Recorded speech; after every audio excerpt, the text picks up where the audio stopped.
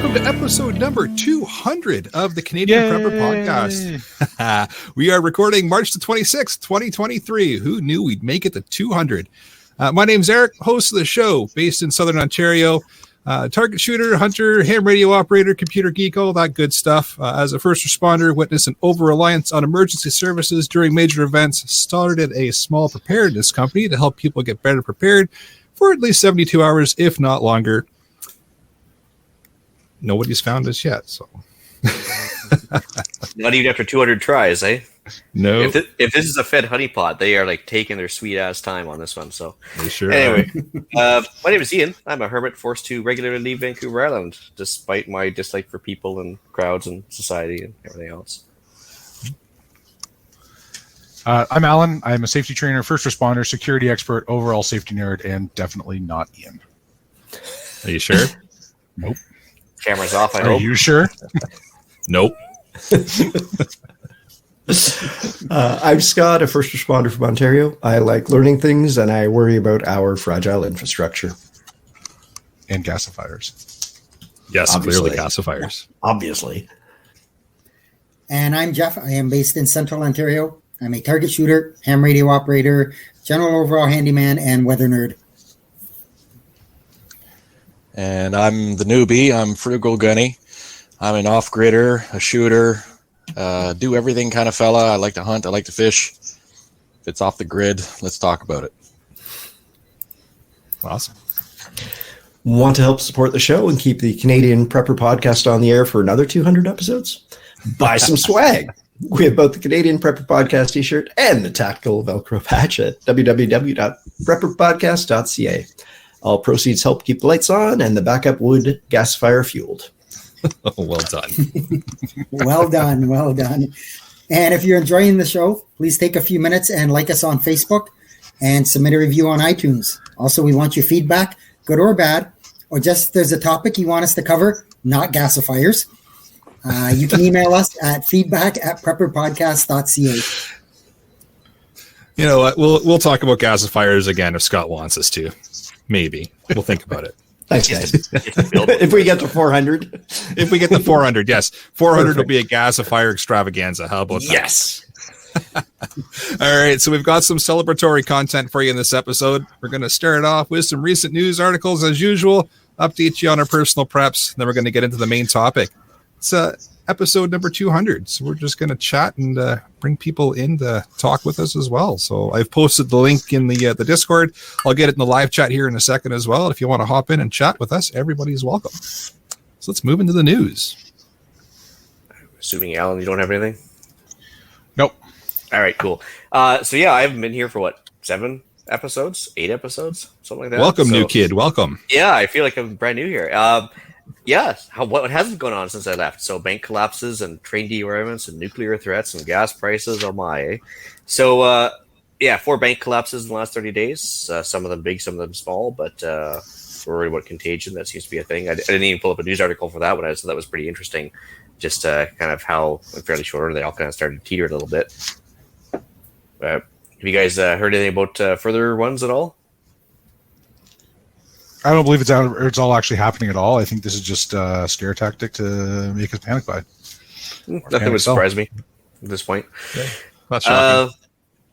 I had another one from a local article here. It says Putin warns of a nuclear red line. So I guess the UK was planning on sending some depleted uranium shells over to Ukraine to make that happen. And of course, as we learned from Gulf War syndrome, that they do leave a little bit of a dusty residue behind and cause some problems. So because Putin views that as a nuclear material, he figures he's going to have to retaliate in kind. So, yay. Escalation. Just Or maybe. did he not say he's going to put a bunch of his tactical nukes in Belarus? Yeah, and tactical meaning like the artillery shells, smaller stuff like that, not not like 1 megaton specials, but like just upping the ante. Still the nukes. Yeah, exactly. As soon as you cross that line, it's only escalation from there. So I think that wasn't that more in the retaliation to his arrest warrant in Germany. I don't think he cares. I think he landed in Ukraine. He was like, "Come on, take me, bro." But I'm like, what are the Germans going to do? They're kind of out of everything. So, Yeah, and Germans should know, like, twice now. They really shouldn't go into Russia at this point. But anyway. Yeah, well. Anyway. They probably shouldn't have taken on the U.S. twice either, but here we are. Yeah, that's well. Actually, technically, to be fair, historically accurate, the Germans won the first one. They just lost the second one. So, against the Russians, that is. So, anyway. April Fool's tax jokes. Ottawa decided that you guys have not been paying enough tax. So, on April 1st, everything's going up. So, carbon tax, everything tax is going up. So, I think it's only like 4 or 5 cents at the pump, but still, it's a thing. And it's more money out of your pocket. I'm ready to commit a hate crime. Allegedly. Allegedly. Oh, no. There's no allegedly about it. Come and get me. No. The live button's on. Allegedly. Yes. Have you guys ever heard of Operation Sandman?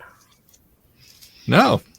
Okay, so besides having the coolest theme song ever, which would be Enter Sandman in my mind, basically it was a long-standing rumor that a bunch of the BRICS countries and oil-producing countries had gotten sick and tired of using the Bretton Woods system where they have to use US dollars to buy and sell oil. And they always said that they were going to plan to do it all in the same month or same day, basically, to kind of like switch over from the US currency to either gold-backed or a different currency.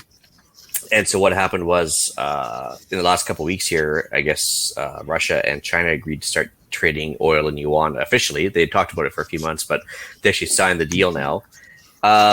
But now a couple other presidents and leaders of countries are saying to their own citizens, get out of US dollars because in a few weeks they're going to be worthless. So there's a long-standing, theory that Operation Sandman's a go in the near future. So yeah, something to think about anyway. If the U.S. can't, have a demand for their currency with U.S. Treasury bonds being issued, so people can have U.S. dollars to buy oil, then all of a sudden they can't export their inflation, and the U.S. economy goes to the toilet, and I guess ours goes along with it. So that's going to be great for everybody.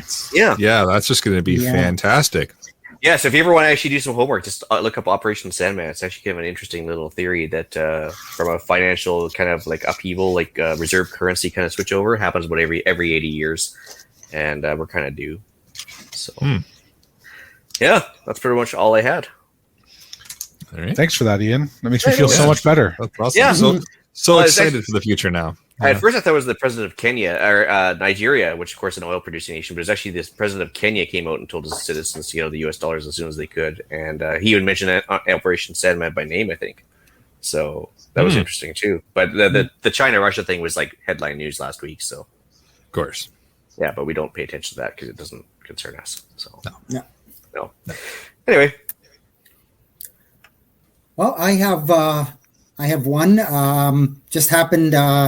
Well, it happened Friday night, but nothing was sent out till today, where the city of Philadelphia advised their residents to start drinking bottled water after an upstream chemical spill. They then reversed their alert and said, "Oh, no, it's safe to drink. Based on our estimations, the contaminants won't get down to our area where we take the water out of the river until sometime Monday. So you're fine until drinking the tap water till sometime Monday." So yes, I would definitely take my clean water instructions from the local government. Absolutely. You can trust me. I'm from the government. Another great lies we've been led to believe. Yeah. Yep. This would be the same government type of local municipal government that said the air was safe to breathe around that train derailment there in Ohio there a couple weeks ago, right? Well, it's funny that you say that because one of the chemicals that allegedly got spilled into the river is that acetyl butylate or whatever it is, which is exactly the same one that was at the Norfolk Southern derailment that killed the hundreds or probably thousands of fish. But they're saying, "Oh, there's no risk. It's fine. We're not fit." Okay. Sorry. Yeah, I do believe that's the stuff that when it mixes with water vapor, it turns into dioxin, right? I believe so. Yeah. Something like that. So which lasts persists forever too. So that's awesome. Yeah. Great. Just great. All right. Well, Hey, shall we move in? as long as you don't eat chocolate, you're fine. I don't know if everybody heard big chocolate factory explosion the other day too. So Oompa Loompas Yep. just had enough, I guess, and decided to. Oh boy. Brothers. Knew someone was going to go there. Knew it. Just knew it. Yep. All right. With that, shall we move into what we've done lately for preps? So it was one of my mag buddies' birthdays this week. So I took it as an excuse to cruise through this wonderful local home hardware, which I'm sure is owned and operated by a prepper. Just all of the stuff. There's so much good stuff there. So back around Christmas, I bought him an oil lamp it's just something they stock in their store. Like, what store carries oil lamps? So it was really quite a lot of fun to just cruise around, look at stuff, figure out what's there, what things might be useful to me in the future, that kind of thing. So I really quite enjoyed that. So I don't know if he's opened his birthday present yet, but I hope he likes it. Awesome. That sounds like a great time. I wish I had people close to me that were as nice as you. I don't really know anybody around here that's that nice. I'm definitely not.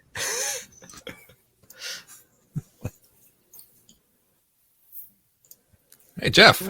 Oh yeah. I was just typing something in there. Sorry. I did a bit of fuel rotation. I finally got around to disassembling my broken generator to try and get it fixed, and so I've got that torn apart. I've got some parts on order, and I did some work on my Faraday box. Very nice. I will have to bring you my Faraday box tester, and we'll play around with that at some point.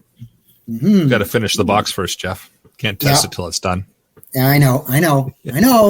Shut up. Wow. We must talk sometime about a full body size model. We'll talk later. All right, got it. Allegedly, right. For myself, this past week has been work, a little bit more work. Did I mention work? Yeah, nothing on the prep side of things. Yeah, I know, retired guy, whatever. Yeah. Well, I do feel your pain. I mean, basically, my work schedule has changed to the point where I'm working pretty much every weekend and hence skipping here. So, yeah, I can understand how it's a little tough sometimes. Here we are just thinking you hated us. Well, that was always a given, but well, yeah, it's just your disdain for the listeners. That's what fueled me for the most part. But yeah, no. So for myself, I finally got home for like a decent stretch of time. So I did a little bit of fuel rotation, and I got a chance to practice OPSEC today because I showed up to the fuel station with about 6 jerry cans. Of course, pulled them out, got them in front of the pumps and everything else. And this gentle old lady came up to me. She's like, "Are you going fishing?" And I looked at her as like, in my head, I was like, "Well, I'm practicing for the imminent collapse of society." But of course, I was like, "Yes, fishing. That's what I'm doing." That's exactly it. Of course, like I was like, I just wanted actually to open up with her and talk, but I was like, no, I'm just gonna leave this one alone for now because she probably wouldn't pick up what I'm throwing down because you know, she's driving like a Prius or something anyway. But anyways, yeah, so there's a good chance to practice a little bit of OPSEC there without having to blurt out exactly what you're doing all the time. Did a range trip or two the last little while. One with a listener today, which was awesome. Nice. And I didn't realize it was his first range trip ever. So we kind of like went over some basics and we got to sight in one of his 22s and everything else. So it was pretty awesome. Did some food stock kind of resupply, just maintaining what we have. Obviously been in a kind of a holding pattern at work, so I can't really do a whole lot around here. Didn't do any of my sauna work, which I really wanted to get built, but no luck yet. However, I did get a backup cooking source assembled, which is also known as a barbecue. Nice. Yeah, so my old barbecue. Backup or primary? Well, summertime primary, Okay. backup right now. We clarify that. Yeah, that salmon's not going to cook itself, that's for sure. So, yeah, unfortunately, the one we had is, of course, all rusted out because of the weather here. So even though we had a stainless steel top and everything else, so I tried to give it away on Kijiji, and the Kijiji says they didn't believe me I was giving it away for free, so I kept on taking down my ad. Long story short, can't even seem to get rid of it. But yeah, got the new one built, and then I had a visit with listener Eric as opposed to podcast Eric, and Very nice. so that was good. When I was in Ontario there, I had a chance to visit with him, so that was pretty cool. And I think that's about it. Typical fashion, you've taken up about 17 pages. Well done. Well, and honestly, Wait a minute. done. CGN deals? I actually, believe it or not, did not do any. I had a guy try and lowball me on a ludicrous level, and I just said, no, come on, man, you're not even being reasonable. So I tried to beat him halfway, and he just kind of ghosted me. So that was it. So I tried to do one, no luck. Anyway, All right. Figured we'd get the CGN fill. People have been asking. yeah, fair enough. Yeah, that's it for me.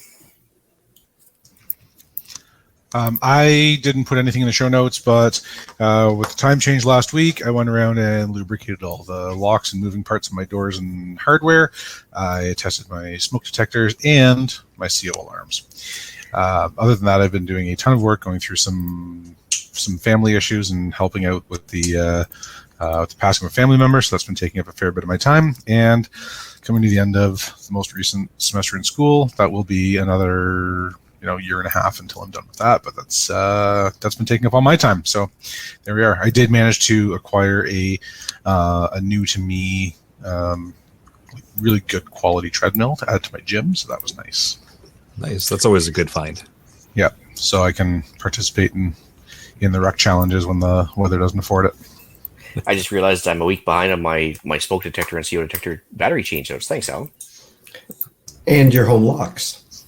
Yeah. Well, Remember, silicone, not WD-40. WD-40 is the tool of the devil. I was just about to make the joke. Damn it. Oh, okay. Oh, little WD-40 picks it right up. Yeah. I will actually do that because Alan inspired me there. I am behind on that. So, Gunny, do you have anything? Well, actually, I do. And Alan answered one of my questions for me, which is, does fitness count as preps? Yes.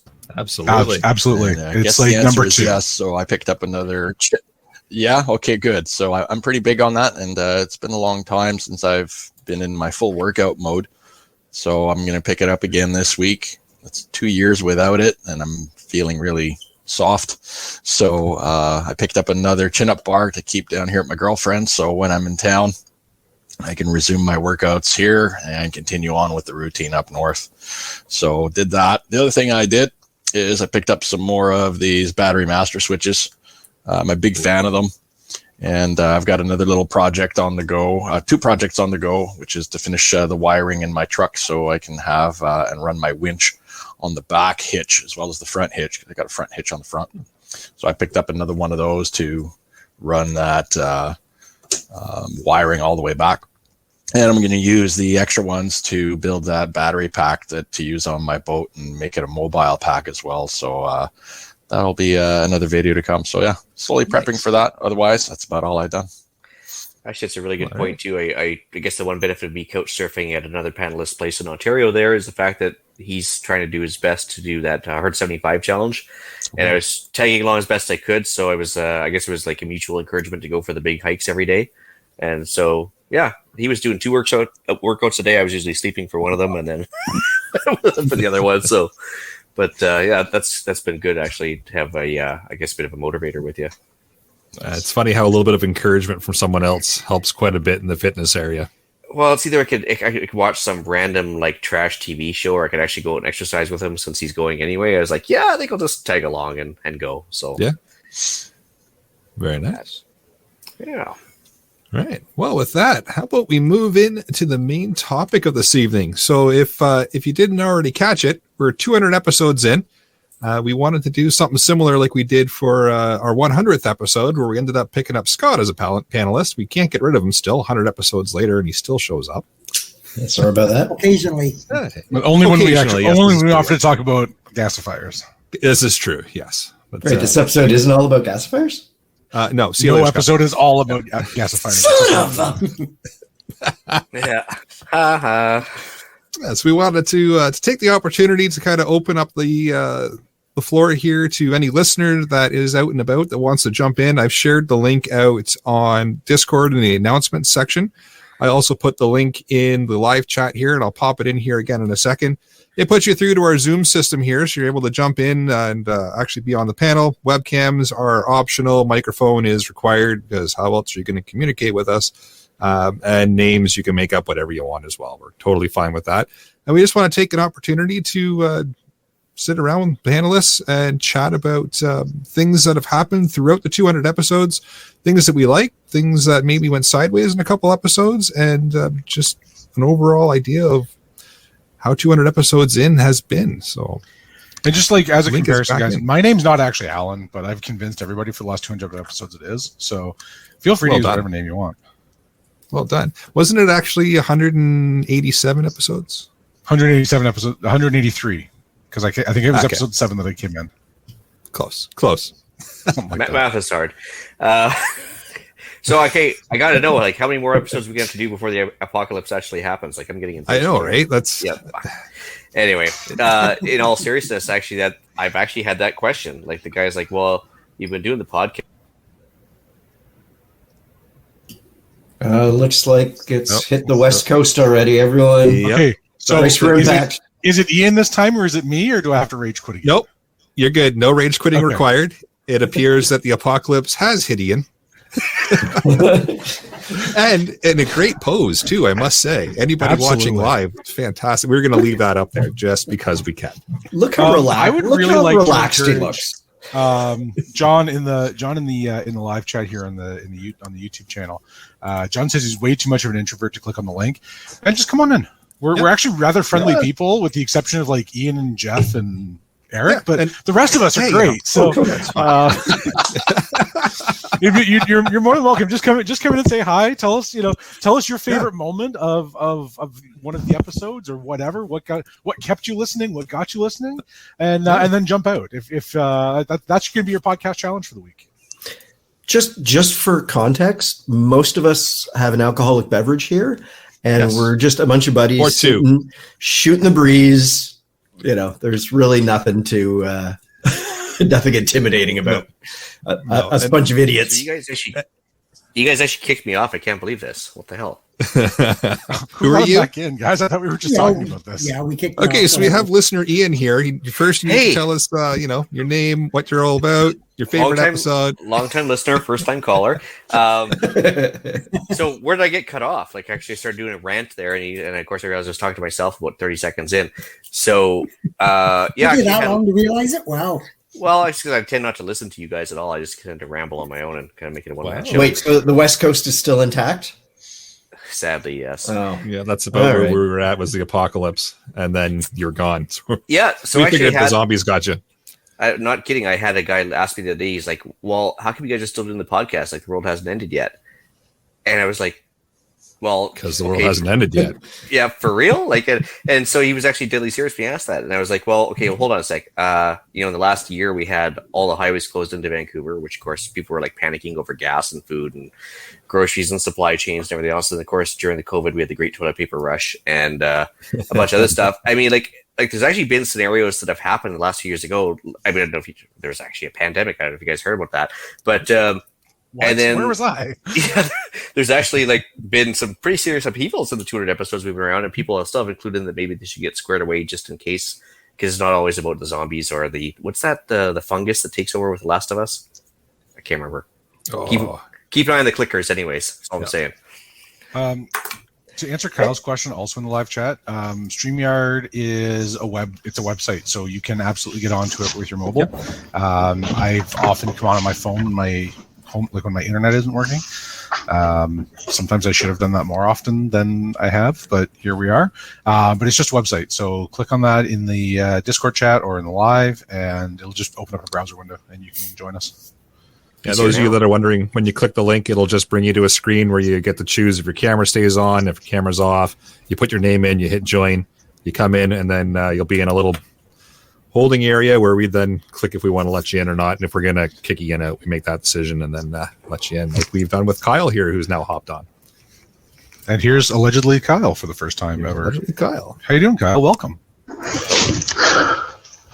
Well, thank you, Ian Allen. He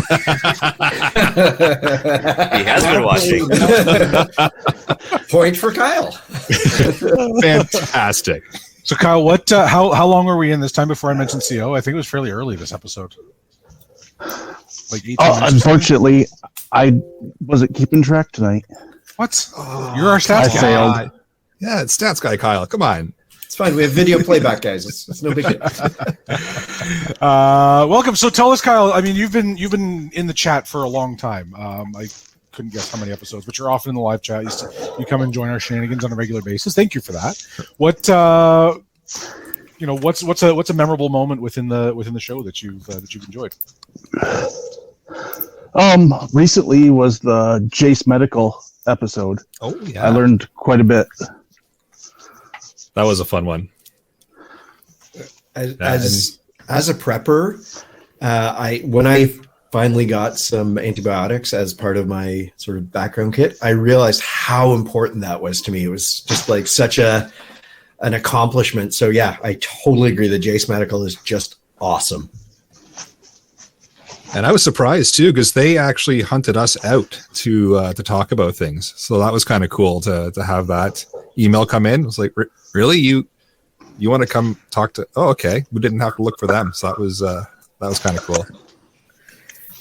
And we have another listener joining us, Ray. What's going on, guys?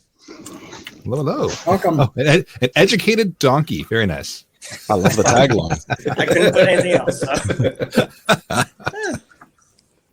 Educated donkey. Yeah. I love it. That is good. So So it's either uh, educated donkey or uneducated donkey. Both work. Well, it depends on whether I'm on as Ian or Alan that night. yeah.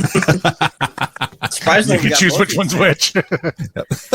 What sudden death? Now we got Dave on, so one more and we We have to do. start kicking people off. That. I think we can get up to 10. We're going to test it. We'll see. We'll see how many see we what can get happens. in here. Yeah. So if we have Ray, to kick Ian off, we'll kick him off. Fine. Ray. So how long have you been listening for? About a year and a half. I joined somewheres in the pandemic. I guess Okay. it's 3 years now, actually. That's been a long time. Yeah, that'll be 3. Yeah. Yeah. Yeah. It's been 3 years of the pandemic already. How crazy is that? How did Remember you when we were talking about that like weird pneumonia thing that was coming out of China, and Yep. we were like not sure what was going to happen? I remember Yep. that episode. Sure do. I remember posting out saying, "Hey, anybody know a doctor that can maybe come and chat with us about this, so we, have some kind of legitimate information?" And then all of a sudden, wham! Dr. Alton. Like, Dr. Alton was on. how did we? What? Twice. He was on Yeah, twice. and then he comes back. He comes back. Yeah. Fantastic. Yeah, it was awesome. Ray, how did you stumble across this motley crew? Well, I used to work for a bread company. It's changed names now, but it used to be called Canada Bread. And I walked into the store one day, and my bread shelf that I normally spend hours fixing up, making it look nice, was absolutely empty. So at that point, I kind of started searching what was going on, because I wasn't really paying attention to what's going on in the pandemic. And then since I listened to so many podcasts, I stumbled across you guys. Oh, cool. Yeah. Awesome. Interesting. So you saw the effect and then went looking for the cause. I like it. Yes. Well, actually, I came across the other CPP first. Fair enough. Fair Yeah, enough. I mean Nothing wrong with that. they're also out there. I guess they've done a few episodes or something, but whatever. Just a few. Just a few. Okay. Well, one or two. We have a little brother. That's fine. It's no big deal. So at this point, then, what was your favorite episode, or which one did you get the most information out of? It's so hard to tell. I honestly lose track. There's so many good ones. No, that's a great answer. I like that. Dude, we didn't even mention it yet, but there's a giveaway for people to join us, and I think Ray just jumped up to the top of the list. Yep. There you go. Oh, Lord. We also got Dave on the scene here. Yes, a pretty good fixture in the live chat. How's it going, Dave? Oh, it's going well. How are you guys? Good. Good. Excellent. So, You've I been around for a while too, Dave. I beg your pardon. You've been around for a while too. You've been in the chat. Yeah, you for about join us most Sunday nights. I was going to say I've been around for 59 years, but That's like 12 less than Jeff. That's amazing. Oh, you young whippersnappers. I can say that because Jeff's a long ways away and doesn't move quickly. yeah, I wanted to get a realistic and kind of fundamental look at prepping without all the hype and of like doomsday preppers and all that kind of stuff. Right. And so I did a Google search and came up with you guys, and so I started listening on Sunday nights. Then and then backtrack to the beginning. What was it? 8 minutes. The first pod.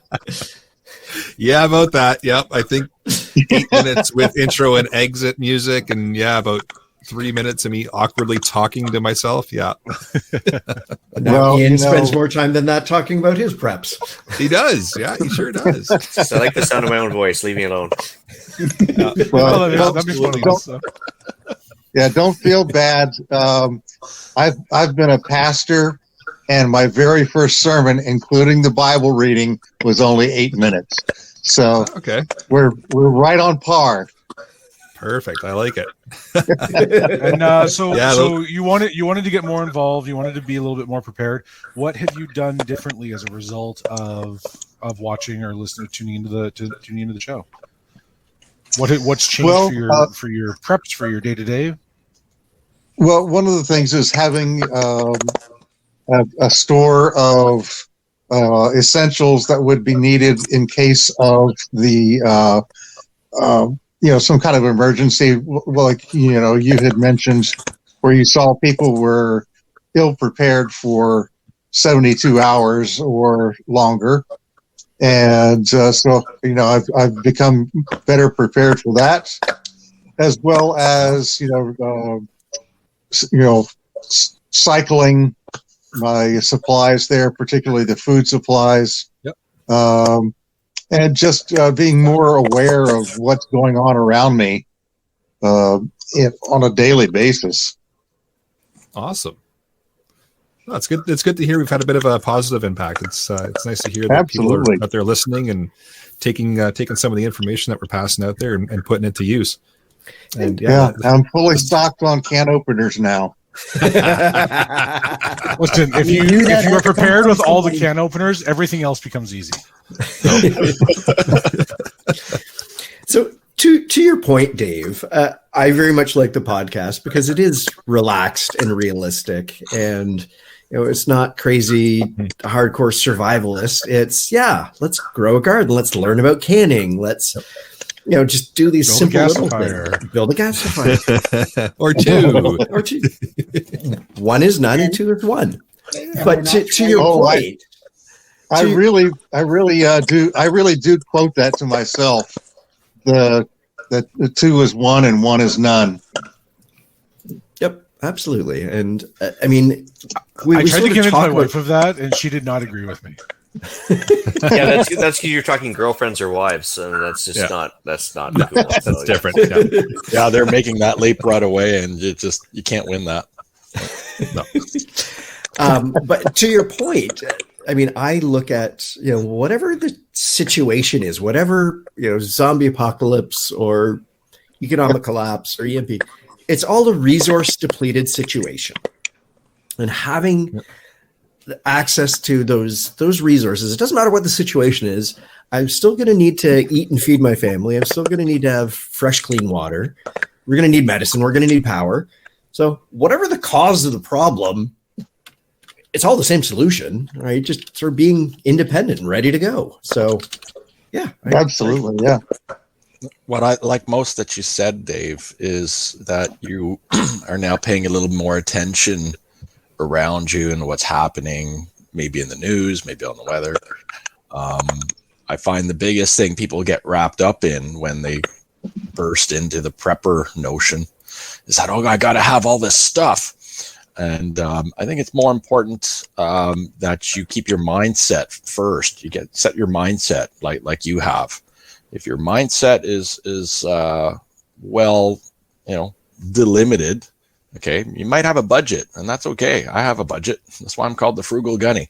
But if you have the right mindset, you can at least think of what your gaps are, so that if that situation does arise, at least you thought about it and you're not caught with your pants down. And you have, if you're already half aware of it, guess what? You're halfway there to making a plan. So if you can make a plan, then you're not caught with your pants down at all. It's like, okay, I knew something was going to go wrong at some point, and I've got plan A, plan B, plan C. I don't have anything. I don't have any gear, but I've got a plan. And most things, frankly, don't take a lot of gear, right? I mean, there's plenty of people out there that want to have a toy and a tool for everything, but most things just take a little bit of forethought, right? And if I see A, then I'm going to do 1, and if I see B, then I'm going to do 2. And what you find is that when you prepare for the worst, prepare for the tornado that's going to rip through your town and destroy everything, then all the other average stuff tends to take care of itself. Well, I think knowledge and experience is very portable. You don't have to worry about carrying it. It doesn't weigh anything, so it's true. And when I first started with the podcast, Ian, one of the comments you had made was the first and most important step is just shaking off that continuity bias, right? Just the assumption that everything is going to carry on as it is. I think the last couple of years have taught us that maybe everything isn't going to carry on as it is. And you're going to show up to deliver bread to the store and realize the shelves are already empty. Like, that's kind of terrifying. And people are crawling over the truck. Or that in an emergency, the government is going to come and save me. Yeah. No. They will eventually. Whether that's 3 days, 3 months, 3 years, 3 generations, eventually it will happen. I'm sure of it. Like I've been told this by our overlord several times now. Yeah, don't tell that to the people in East Palestine, Ohio. Yeah, it's funny how they didn't get any real help whatsoever, right? Yeah, it's incredible. Yeah, incredible incompetence. Well, poor display of leadership. Even if it's just a photo op, at least usually generally the leaders show up at the disaster area and shovel a shovel full of dirt just for the photo op alone. But in that case, the leader took off to basically as far from there as he could possibly get, which I think was the Ukraine at the time. Which I thought was exactly. Wow, it's like he could have at least made a pit stop on the way to Ukraine or something, but nothing. So anyway, but Hannah's joining us now too. But yeah.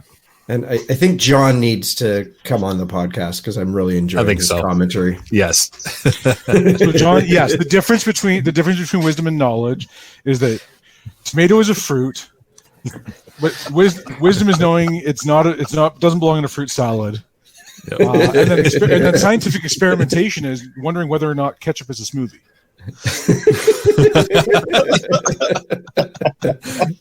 Yes, John, click the link. Come join us, and welcome Hannah to the panel.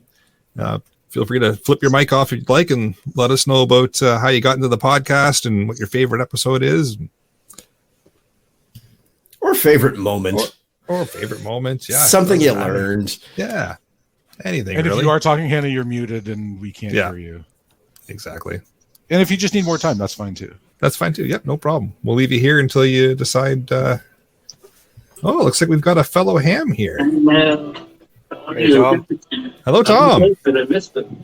Hi, guys. How's it going?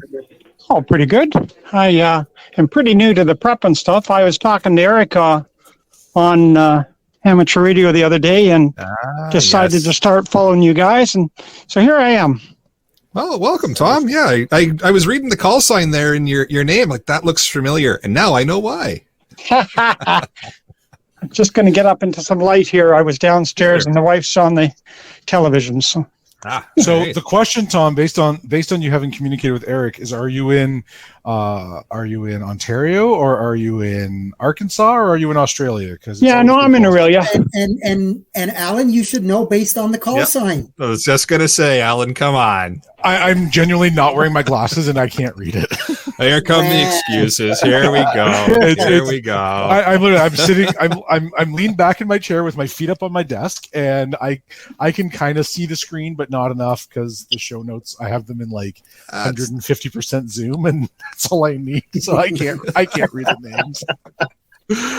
So Victor Echo 3 Lima Hotel Juliet VE3 is Ontario. So. Yeah, no. Knowing that you're VE3, then I would know it's Ontario, but I literally can't. Yeah, I'm located in Aurelia. Okay. Yeah, we were even I know that here the other day. Oh, and it's roast Allen time. Although I threw a guy off the other day. I'm blind and half drunk, so. I threw a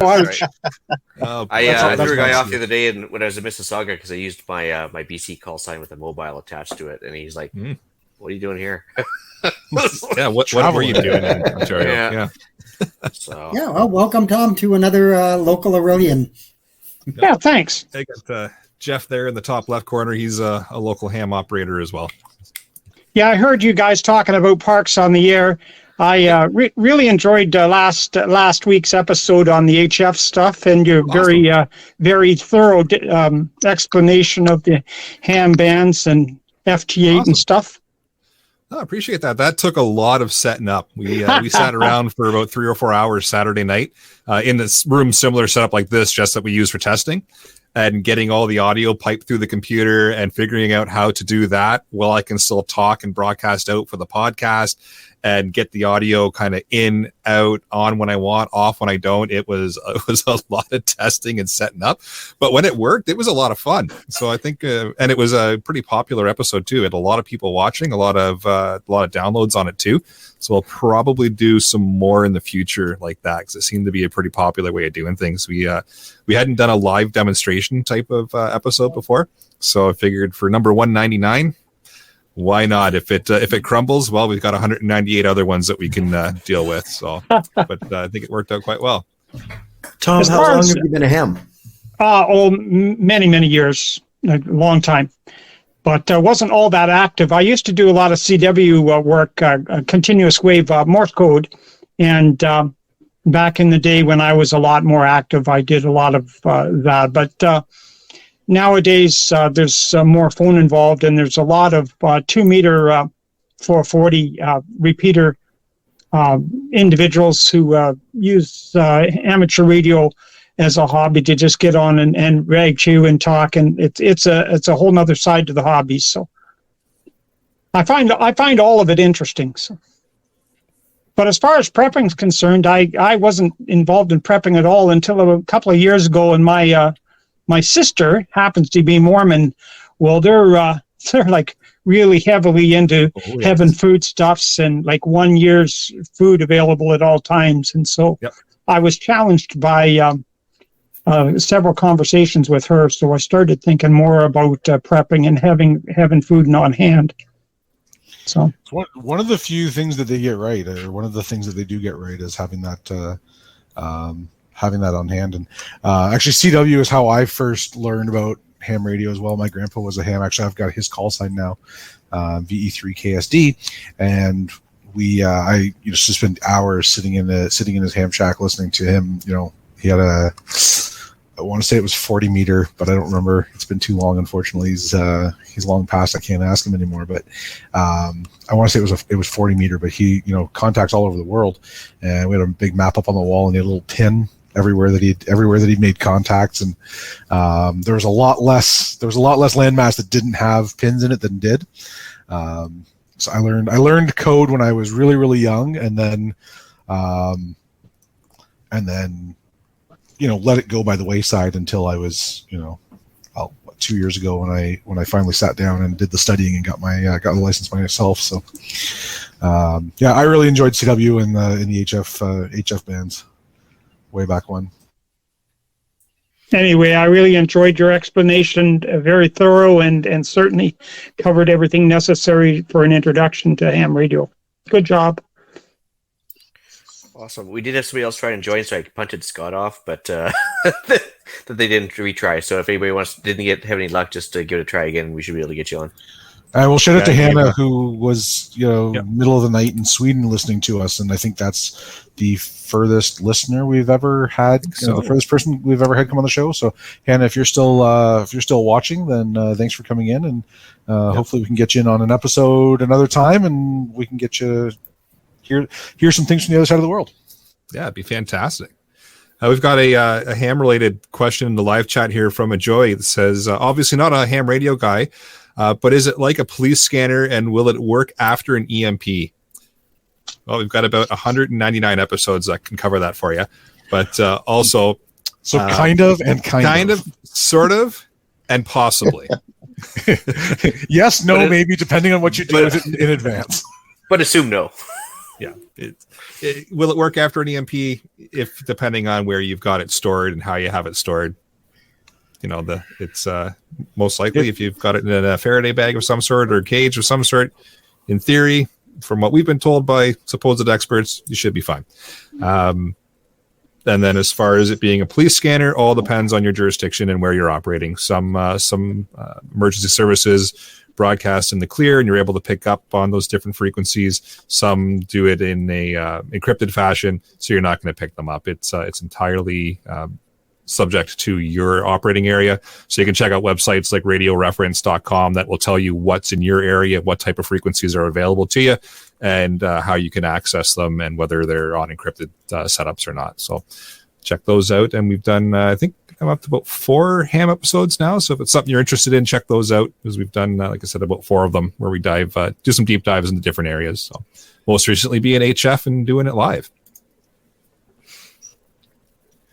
We did have somebody trying to hop in. So I was going to say, part of the group as well, Joey, if you're on the Discord, plop something into the ham part of the Discord there, and one of the more smarter people than me will reach out and give you a good answer. Yep. Yeah, we did have I'm still learning as well, so it's a new thing for me. So you're always learning in ham radio. That's part of the fun with it. Is there's always something new to get into, new thing to figure out, and something else to learn. So you're always learning. It's a lot of fun that way. We've had a couple of notifications on the screen here saying people were trying to get in, but the panel was full. We tap out at 10. So I've been trying to clear things out as we go. So if you were trying to get in, you got a message saying you weren't allowed. If you want to try again to hop in, you can give her another whirl. We got two open spots. Got a couple spots now. And guys, I just said I wanted to just pop in and say hello and identify myself. Say thanks for the show. Awesome. I'll hop off again. I did want to say, Frugal Gunny, I went onto your website there and went through your building up north, and I have a few more questions, particularly about that wonderful upgrade you did on your solar stuff. That was unbelievable. Anyway, I have a son-in-law and a daughter who have bought property up around where you are. So anyway, we're going to see how that works out. Oh, definitely, definitely reach out either over the chat or over the Discord. We should connect. Yeah, okay. Well, listen, thanks a lot, guys. Great show. Enjoyed it. Just wanted to identify that and let you know. Nope. I didn't kick him. Nope. Lost Neither did I. I must okay. have tapped the button. Yep. All right. Well, awesome. Oh, I really need closure on that sentence. I'm not going to be able to sleep now. Thanks, Tom, for coming out. Appreciate it. And I'm sure I'll catch you on the local frequencies here.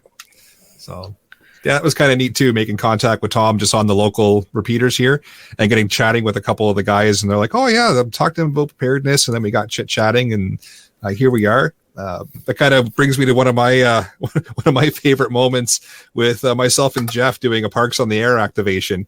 And we end up getting a listener as somebody who checks in with us. That was kind of neat. Just all of a sudden, hey, thanks for the podcast. Just saw you spotted on the Parks on the Air page. Thought we'd hop in, say hello. Thanks for the show, and then on to more contacts. So that was kind of neat. So it's all about ham radio all of a sudden. Weird with me, isn't it? Amazing how that goes. I know, So strange. yeah, and despite my CGN deals almost on the daily, I think we've only done like one episode on firearms too, right? What's kind of funny because I think we've only done one. We did one, but we were trying to skirt the topic for the longest time, right? I remember we had the back and forth of, are we going to? Are we not? Should we? Shouldn't we? And then finally we're like, you know what? Yeah, let's just do it. Yeah. I can tell you from everybody that I've spoken to about preps, it eventually comes around. They just tiptoe around the issue until eventually, once they hear that you're a firearms owner, oh man, that's when the questions start flying. But yeah, I think it does merit an episode, but it's as you were implying, it's probably a good idea to frame the discussion carefully. Yeah, especially in this country, yes, yeah. When you especially for us here in Canada, yeah. Oh, man. I don't know how you guys do it. Very carefully. Very carefully. Yes.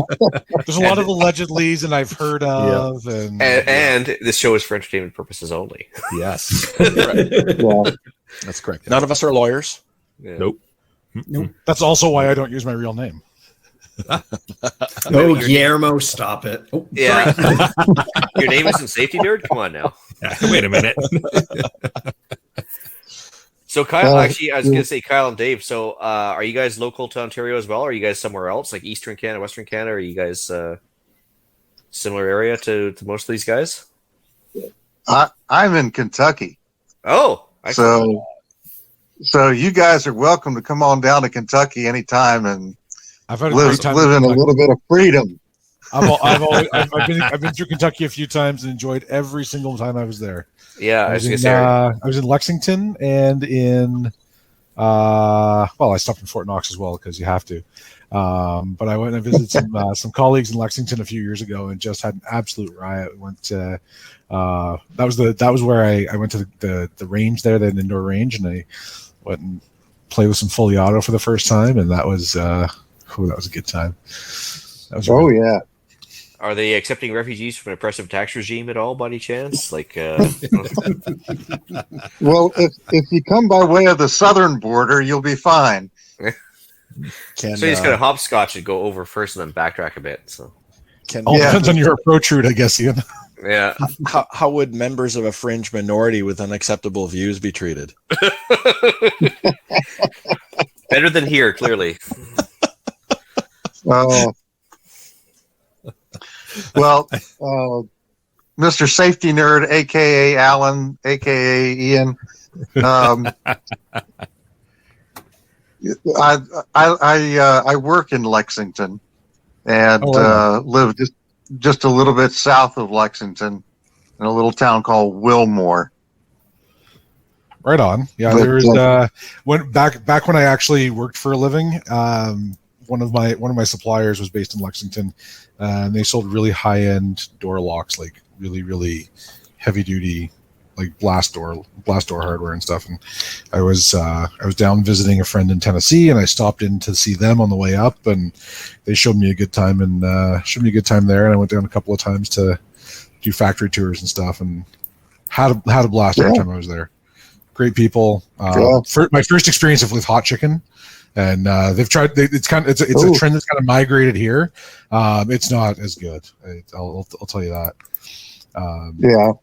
But I had a nice Kentucky hot chicken sandwich. It was great. I asked if they had KFC, and everybody kind of laughed at me. So that's like asking somebody from Mexico if they like Taco Bell. That's horrible stuff. Pretty much. There is one thing y'all have down south, and I'm pretty sure you have them in Kentucky that I'd like to see up here a lot more of: hush puppies. Oh yeah. That's a southern thing. Can't have a fish fry without some hush puppies. Oh, bud, I tell you, so good. I'm ruined. You see, Pierre's in the live chat here. Says, I've heard you have good chicken, guns, and bourbon. Sign me up. Awesome. I had some great bourbon when I was in Kentucky too. I was going to say you'll have to go via the southern border though, because I'm sure he's flagged somewhere. So I came back from that trip, and I got stopped at the border because I had this mounted lock sample. So I came back and I got flagged at the border. Hit the border about midnight, which was like mistake number one. Got stopped there because I was importing commercial goods and I didn't have the right paperwork for it. Well, I didn't know that. So 14 some odd hours later, my car had been searched twice. And I finally got the right papers and everything was settled. I got home and realized that 2 bottles of bourbon that I had bought in Kentucky had been relieved from my car. So I still had a couple of bottles of whiskey from Tennessee. I had a couple of bottles of Jack Daniels, and I had a couple of bottles. I brought back I think 3 of whiskey, like 3 of like sour mash whiskey, and like 4 of bourbon, and I still had 2, but 2 bottles had been relieved, and I was that started my downhill love with the federal government specifically.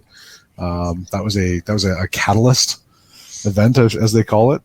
Because that was oh man, like just tell me if you're going to take it, or let me pay the duty on it, whatever. But I got to go back. So is that what started the other CPP? Maybe. I have no comments to the press this time. Allegedly. Yep. Oh man. Well, but also, like, every time I cross the border, I get tagged now. We have some of the most lax, if you will, gun laws in the country here. Open carry. Concealed carry. Rub it in. Concealed carry is also be infringed. It's not hard. Yeah. Concealed carry is also legal here. Button somewhere. You're quickly turning into Greg here, Dave. Where like very quickly you're welcome, turning into but Greg. Only in very short term. Only for the very short term. Yeah, come on down. I think the weather's quite nice too. Quite the growing season, from what I understand. Yeah, and our winter has been pretty mild. We only had some 0 temperatures for a couple days, and that's Fahrenheit. So very nice. Very nice. Yeah, that's pretty toasty. A How lot of about you, people Kyle? have, You're from Michigan, right? Kyle? Yes, sir. Right on. I was in Michigan last weekend. Enjoy it every time I go over. Not so much coming back, but every time I go over. There's From Detroit? There's this Detroit? whole avian flu thing. No, I cross at Port Huron, and we do a little tour. There's a really good, like my wife does this pretty regularly, and she found the really good Myers and the really good Trader Joe's, and the guards of the border always give us a hard time. She's like, it's just a grocery store. I'm like, yeah, but we don't have that stuff in Canada. Like, I can't get really good yogurt in Canada, so we have to go across once a month to Michigan and fuel up on it and stock up. We had like last time she went over, I don't know, 4 or 5 weeks ago, I guess. I didn't realize that avian flu was a thing because I hadn't been on the show for a few weeks. But yeah, we got like $75 worth of chicken confiscated at the border. It was rough. Oops. Yeah. If we'd just gone back and cooked it, it would have been okay, apparently. But yeah, no, across the Port Huron, usually spend the day. I had my first Chick-fil-A last weekend. Like, it was good. Maybe not as good as I had it built up in my head. That's good marketing, bud. Just don't bring dairy back into Quebec. They tend to get a little bit upset about that. The whole Quebec dairy board thing. I brought some into Quebec the other day, and they're like all pissy about it. So I try and avoid Quebec as much as humanly possible. well, I didn't Except have a choice, so. except Costco for their Like beer. my employer is based in Montreal, but I never have to go past the Toronto office. So. Well, never trust the French, no matter where they are. Yeah, but like calling the Quebec French is it's a bit of a misnomer because they're about as French as I am in reality. It's very Quebecois. It's very different. It's kind of like Cajun, same idea. It's just exactly it's related, but you know it's technically related, but you know. As a half real Frenchman from the other side of the pond, I have to concur. Exactly. It's like saying that let's see. It's like saying that Americans and Aussies are both English. Yeah, it's not no comparison. Yeah, it's just just technically related, but no real comparison. Yeah, somewhat in one way, but yeah, pretty diametrically opposed. And the Quebecers are as much about being an independent and distinct society as they are about blending in with anybody else. So I think they would appreciate us not calling them the French either. Oh, definitely. Definitely. I keep the whole French thing quiet in certain places in Quebec. It's neat to know. And, they don't need to know. Gray man, good. Yeah, Gray man is good. OPSEC, my friends. So We I may have have, done a couple episodes on that. I have an episode for you. there you go. Yes. We'll have an episode for you. I have a question for the panel and for everyone listening. So we've had a Ukrainian woman and her daughter living with us for the last 9 months. Her husband is visiting this week. Men are allowed to leave Ukraine now on basically 1 week vacations. And as a patriot, he's going back. He's been serving in the civil defense there and sort of working hard. I want to send him back with some useful things. I was Beef jerky. going on looking at Rapid Survival and seeing what things I should be ordering there for to send him home with, like, a crank Life radio, straws. crank phone charger, life straws, solar panel. Wait for Ian. So my question to everyone: what are some things that I should be packing for him to send him home to make life easier when Baby wipes. power is being interrupted? Baby Yeah, wipes. BZK baby wipes. Yeah, the BZK, whatever. Yep. Pick your poison. Disinfectant wipes, yep. Yeah, water filters, Several, BZK several wipes. can and- openers. Yeah. Yeah, Oh, yeah. I mean, Baby wipes are. And I mean, I said life straws specifically to get a rise out of Ian, but like a Sawyer Mini would actually not be a bad idea, right? Like if an army marches on its stomach, and if you're out in the field, having a clean source of drinking water, would be worth it. I happen to like the Life Straw bottles that have kind of the built-in filter. Again, I know Ian is like, I can actually see Ian's head getting redder. Can't read anything, but I can see his face getting redder. You can see the smoke coming out his ears. Yep. Yeah. Like it's like I'm watching his head I'm watching his head get ready to explode there. But I like it because it's all built into one. But in the absence of that, like a couple of good Nalgene bottles and a Sawyer Mini would be a good choice. I like John's. I really wish John would just come on the show here. Yeah, just and click talk the with link, us. John. I'm going to put it back in the chat here. Just click the It's link. a solar powered phone charger, and actually the solar powered pack that I got from Rapid Survival is fantastic. Like I use that during the day when I'm camping to charge battery packs, and then I can charge devices and stuff and run off the battery packs at night. So that would be an excellent an excellent addition. And even to amp it up just a tiny bit, like, you get the crank radio, solar charger, cell phone thing, but also it's got the weather radio and the standard frequencies kind of pre-programmed. It's like it's the Eaton, or what's the other big name brand that they have for those ones for the solar crank Eaton's radios. the big one. Yeah. Yeah, there's a couple other ones, but just one of those that's like kind of combo tool. Also has a flashlight built into it and everything else. So it's kind of a nice. What a handy ham thing. radio. Ham radio. Well, at least the I'm crank kidding. radio I'm is kidding. solar powered, and you don't need to have a power source. The ham radio, I mean, who are you going to talk to, right? I think they've actually got a temporary ban. They do, on ham yeah. radios. So Yeah, they you absolutely just get do. yourself in trouble there. So What about footwear, Scott? I'll have to check and see what we need to send him home with. Yeah, just a thought. Yeah, good like merino wool socks and liner socks. Yep. Well, Good pair of boots, original swap boots. Excellent. Going back to my point of, I see disasters as a resource depleted situation. We have the luxury that I can order from Rapid Survival. I can order from all sorts of online retailers. And if I can send them home with some useful things that's going to make life easier, make communications easier, I'm happy to help the cause. I would want to know what they have for what they have for tourniquets, first aid kits on an individual basis. Yes, usually you've got a medic who's got all that, but man, the medic personal issue. What do you got? Might be a ways out, right? So You are your own whatever first responder. you can get them for a little individual first aid kit, pressure bandages, tourniquets. well, they're consumables, right? Like the tourniquets are like a single use, basically. Only you don't want to reuse it, so it's if you can help it. So Exactly. And there's odds you might use it on a buddy instead of you first. So if you're out one because you helped out your buddy, it's really good to have 2 or 3 on you, well, and they are using a lot of artillery, so shrapnel's a thing too, right? Yep. So I actually just had someone place an order for a bunch of the compressed gauze packets that I have that is going straight to Ukraine.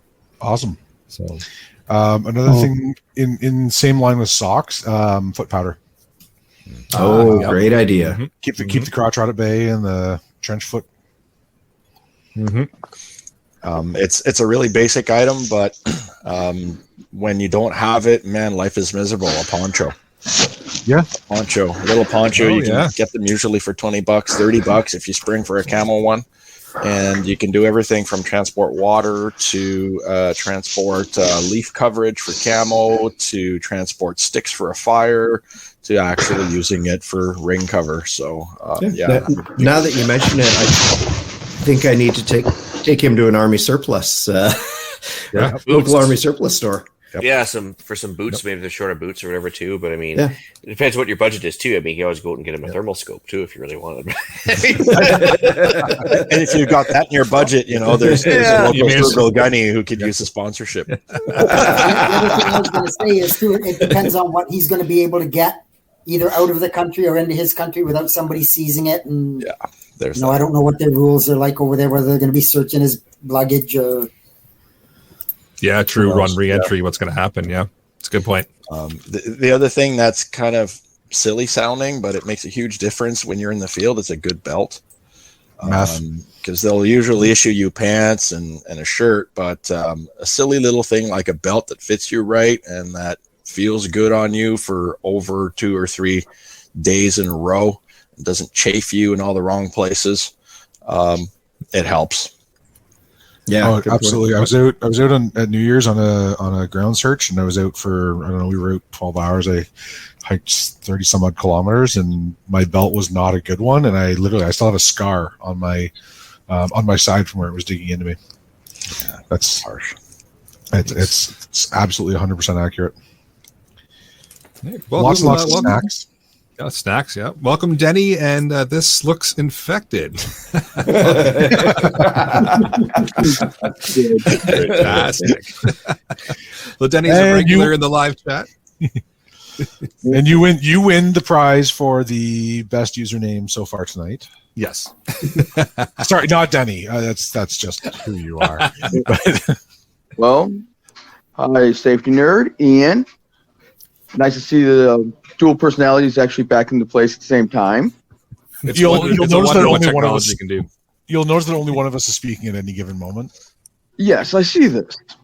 We use ChatGPT to make this happen. Yep. Sorry for being late. My little guy was snuggling, wanted to snuggle and watch Mountain Men. That'll happen. Oh yeah. So welcome. Like I said, you're pretty much a staple in the live chat. Every episode we see you chatting away. The question we've been putting to everybody as they pop in is favorite moment or episode, or how you ended up actually getting onto listening to the podcast, and really how long you've been a listener. Been listening to you guys probably close to over a year now. You guys have already know, I'm just across the lake and all that. Yeah. Over by just north of Port Huron, over by Brown City. Good old Amish country. How I got into it? I just got to listen to different podcasts, trying to think of how to get better set up and everything else. Realizing how little I'm actually set up as I was hoping not to be. But other than that, just trying to further my enjoyment of being outdoors and trying to stay ready for whatever's not expected. Awesome. Sounds good. This looks infected. Same set of questions for you. Yeah, good to see you guys. Thanks for hopping in. Scott turned me onto the podcast a little while ago, and I've been lurking around here a little bit, watching you guys do your thing. Scott, I think he's muted a little bit earlier on today, and I figured that I'd join you for a little bit. I might have to pop off in a little bit because I've got other stuff that's going on, but for now, I figured I'd come by. No problem. Like I said, hop in, hop out. Yeah, I've been into preparedness for a long time, actually possibly longer than Scott, and we know how old he is. So, well done. Well played. I think he's a bit older than Jeff. By a lot, but awesome. Yeah, okay. Yeah. Okay, you guys can hear him. I'm not hearing nothing from him. No, we can hear him, no problem, Denny. Yeah, he's a little faint, but I can hear him good enough. He's there. Yeah, he's not coming across on my end. Cool. Nope. Yeah. Easy on the age thing there, guys. So this looks infected. Are you? You said you've been listening for quite a while. Yeah, Scott had turned me onto the podcast. I had listened to a couple of others before you guys, but been doing a lot of reading, and we do a couple of things here on our own as well. I'm actually a member of a group here that does the Code Orange, so emergency preparedness stuff for our region. Nice. Oh, awesome. Oh, good And stuff. what region are you in, or what area? Are you like Ontario, somewhere in the U.S.? Yep, Northern Ontario. Okay. Awesome. Oh, fantastic. Someday I'll get up there and join you. It's interesting how folks who live in more isolated areas tend to be more preparedness aware. And one way I heard it well described to me from somebody who's from the north before I went up north is that the northerners are used to being forgotten about by the governments.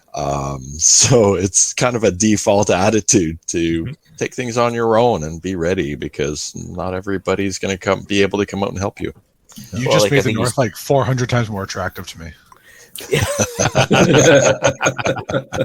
But again, like I think you mentioned on your off-grid cabin episode too, is that like it's not being prepared. That's just life. Like you have to by default wipe your own ass, for lack of a better term, basically because nobody else will, and you have to think 3 steps ahead of the thing, or else it's just not going to work for you. There's an awful I lot live of in an power Amish line. country. Here where I'm at, where there's Amish, they don't come down and plow the roads. The farmers actually take care of our own roads. Wow. One thing That's I a love whole lot. seeing is when there's a foot of snow and the Amish people are already out and about doing their business because they've been up since 5:30 in the morning, 5 in the morning. And it's just part of their daily life. So we have a lot to learn from them, I think. Oh yeah, I got probably about 6-7 families around me. You talk about going up, working in like basically one of the cities, and all I deal with all everybody's traffic. You get out by home, all of a sudden you see one of the guys go by on their buggies, or see the kids go by. It changes your whole mentality on about life and all that. It takes you back to an easier time. Go over, go, okay, this is nice. There's got a comment in the live chat here I figured I'd touch on real quick. Fish85 just mentions nothing like getting paid to watch. So I'm guessing they're at work and watching the show. And just to touch on that, the last 2 years we've actually been able to pay for all the hosting and everything for the podcast and StreamYard with Patreon members. So that's been a kind of a nice change because it's not overly expensive to host this stuff, but there is a cost to it. So the fact that we're able to do that with supporters of the show is just fantastic. And we literally just break even. I think it ends up costing $10 or $15 for the year to host everything out of pocket. And the rest is all now funded by listeners, I'm pretty happy about that. And our own studio equipment. I was just saying before the show, I'm 193 episodes in or something. About that, and, yep. I'm ready for new headphones. But that's hint, yeah, we'll get there. Yep.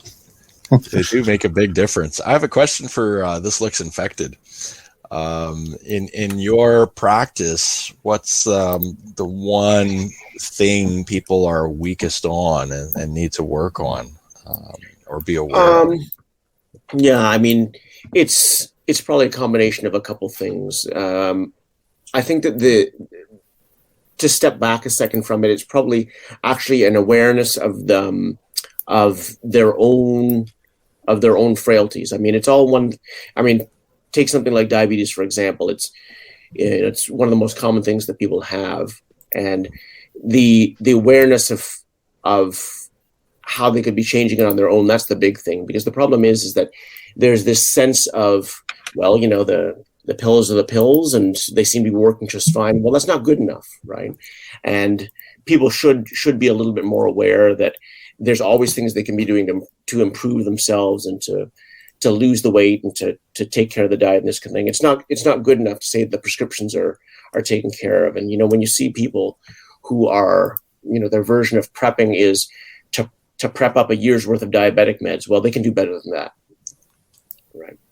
That's probably the biggest one is for anybody who's sitting on medical conditions is to not have thought of whether there's any other way besides what we're doing on Sunday or Monday. Complacency. Oh man, yeah. I want to echo that. A friend of mine recently really impressed me. He's developed a bit of a heart condition, and so he's been on a soup of meds, and he took it on his own self as a preparedness thing. He asked his doctor to reduce some of the meds he was on, and it was not because he can't have access to them now. It's because he's concerned about not having access to them at some future point in time. But in order to offset that transition off the meds, he's received good advice from the doctor in terms of things he can do to take care of his own self naturally, things you can eat to naturally thin out your blood, so he doesn't have to take thinners, et cetera. So I think that's a great point that I would echo for anybody. Anything you can do to remove yourself from all those external dependencies, whatever they are. Medicals are a huge one. In fact, I've had members of my own family tell me they would not consider going off the grid. And off the grid just means to be without services for some time, right? In that same vein, okay, well, what can you do then in case that happens and you don't have access to the health services? You know, some people didn't have access to health services during the pandemic. And I don't know to what measure they were ready for that. And I don't think we have a good awareness of what the overall effects of that lack of access to the system have been. So great point. Thank you. Mm-hmm. And what you've done more than that is whatever healthcare provider you're with, you've gotten their attention, right? Because you've gotten your attention and identified yourself as somebody who is actually willing to work with it. It's a little bit like going to a personal trainer and saying, what should I be doing at home when I'm not actually at the gym? Or if you go to your mechanic and you say, well, thanks for fixing my tranny, but what should I be doing so this doesn't happen again? Right? It doesn't matter what the trade is. You've demonstrated to the person who's taking care of your problem for today that you actually give a care about what happens tomorrow. Right? That's the thing. Beautiful. That's fantastic advice. I like it. Yeah. Take a second to say hello to John, who's just joined us. He hopped on for a second there. And hey, guys. Wait, is it the John? Welcome. Is it the John? I was just going to ask. Yeah, it's me. Excellent. Welcome, John. Hey. Welcome from the chat and into the panel. Podcast challenge, right? Hat, by the way. Podcast challenge. Yep. Yeah, you like my hat? That is a fantastic hat. I've got the same one. Yep. Yeah. It's got the little built-in light. It's great. Yeah. No, yeah. Congrats on the 200, and thanks. Listened to you guys for about a year and a half. Awesome. So, yep. Oh, that's great. Yeah, we've picked up a whole ton of listeners throughout COVID for some odd reason. I'm not sure why. Yeah. Yeah. No, it's good. Awesome. Yeah, I live in northern BC, so right on. Yeah. Like I said, I'm a kind of an introvert, so yeah. No problem. I would argue you're wittier than most of the panel, so you really belong on here. Absolutely. Yep. I love the wit. Yeah. Yeah, some fantastic comments. Yeah. It took me a while to get used to or break out of the shell too when we first started the podcast. As you heard at the beginning here, we're talking about episode 1 or 2 that were all of 8 minutes long with intro and everything. It took a while to get chatty. And then I learned about ham radio and that was game over. But yeah, you bet. A little bit of friendly banter back and forth helps too, right? There's nothing wrong. And and instead of just talking into the ether and hoping that somebody's listening, having a few other friendly faces on the screen certainly helps. Right on. Nope. That's cool. So, John, do you love wood gasifiers or really love wood gasifiers? Yeah, I like them. I was going to say that you guys ask everybody about their favorite moment. I'd have to say the podcast about the wood gasifier is probably my favorite. So. All right. You are my new favorite panelist. You're on every week. You just made Scott's day. Yeah. So you guys just going to do a spin-off podcast now? Obviously. Yeah. Gas the fires with Scott and John. No, it's called We've Got Gas. Yeah. That's the easiest way to do it. Well done, Ian. Well done. Awesome. So how far north are you in BC, bud? An hour north of Fort St. John, out in the boonies. So, yeah. That's pretty far up. Yeah, got a little property up here and got a little of everything. Yeah. I got some friends in the area. It's absolutely gorgeous. Yeah. We're actually planning to visit this year. Hopefully we can make it happen. But yeah. It's, love it. Beautiful part of the country. Yeah. John, just so you're aware, I believe Melissa has traded in Pierre for you. Yeah, I can't see the live chat here, so yeah, that's funny. Right on. Oh, jeez. Pour one out for Pierre. They literally got married like this week. Yeah, on She's Thursday. already trading up. Yeah, I'm happily married too, so it's okay. I'm gonna let you guys go. I got some birds to put away here, so you guys have a great night. Well, thanks for hopping in, John, and clicking the button after a little bit of ribbing. Appreciate it. Yeah, you betcha. Have a good one. Come, John. You're welcome anytime. We'll get our podcast going. Thanks, buddy. All right. All right. Have a good one. Thanks. Awesome. All right. I got a new best friend. This is amazing. I'll see you you suckers do. later. Look at that. Yeah. So episode 200, and you finally get to do a spin-off podcast there, Scott. Yeah. So I got a waiting for question them. for Got you a friend. guys. I got a question for you guys. How did Ian and Alan, connect with Eric to become the triumvirate? Interesting chat. So yeah, Good question. So hold on. Do we go into a separate chat here, get our stories straight, and then come back? no, that's all right. I can spin a yarn pretty fast here. So there was actually like an old school podcast that was like available in MP3 format only on an old website that all of us were listening to, I think, at some point or another. And we started a little WhatsApp group before I got banned off that, of course. And then Back in the good old days when Ian was allowed on social media. yeah, and then so I was going to say, what have you not been banned on? just gilded so far. So yeah, like we were in a WhatsApp group, and basically, I think at the time, Eric just sent out a call for volunteers. Anybody wants to help them join or do a podcast? I think I was the only guy that, like, maybe I just stood still, everybody else took a step back, and then there I was. Yep. And then I think Alan sent in an email soon thereafter. Yep. I think that was at the end of episode 5. I want to say it was. Yeah, 5 or 6, I'd caught the podcast. Just I was driving a lot for work and listening to as many podcasts as I could, and I found Eric's kind of by random search, and literally it was a call for an email, right? If you want to get involved in the show, send us an email at feedback@prepperpodcast.ca, and I did, and then it just kind of spiraled out of control from there. Yeah, it was literally, I was doing episodes where I was inviting people. I was hitting up all the various prepper groups I was in saying, hey, I've started up a podcast. If anybody wants to come and help me avoid talking to myself. And then Ian, like Ian said, he answered the couple of the messages I sent out. And if you listen to those first couple of episodes, they're nothing like the setup we have now. It's evolved quite a bit the way we do things, because we would literally sit and we would read a script. And if we screwed up, we'd stop, we'd start again. We'd go, we'd start, stop, go. Was it via Skype or how did we start it out? It was I think it was over Google Hangouts. It was, yeah. Google Hangouts, which then became Google Meet, which then spiraled out of control. There was a time when we were trying to record on like Zoom or something, and it was bad. It was interesting. It was even more so amateur hour than what we've evolved to now, and it was. But it was fun too. We learned along the way how to kind of do things a little bit differently, and then eventually we decided, you know what, let's just do it live, because we're forced then to just push through where we stumble and fall, and it's already out there, right? And it's I think that format's done us quite well. It takes the pressure off. I think a lot of times it's like, other than the fact that we step over each other, but I mean, that's going to happen.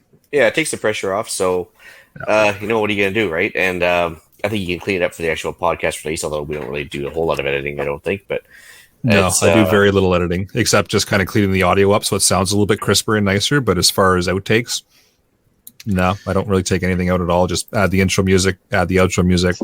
That's it. And like fun fact, Dave, like Eric and I have hung out together, and Ian and I have hung out together, but Eric, Ian, and I have never been in the same place at the same time. I wonder why. I mean, it's not because Ian and I are the same person at all, but no. Like as it stands, despite our efforts, we've never been in the same place at the same time.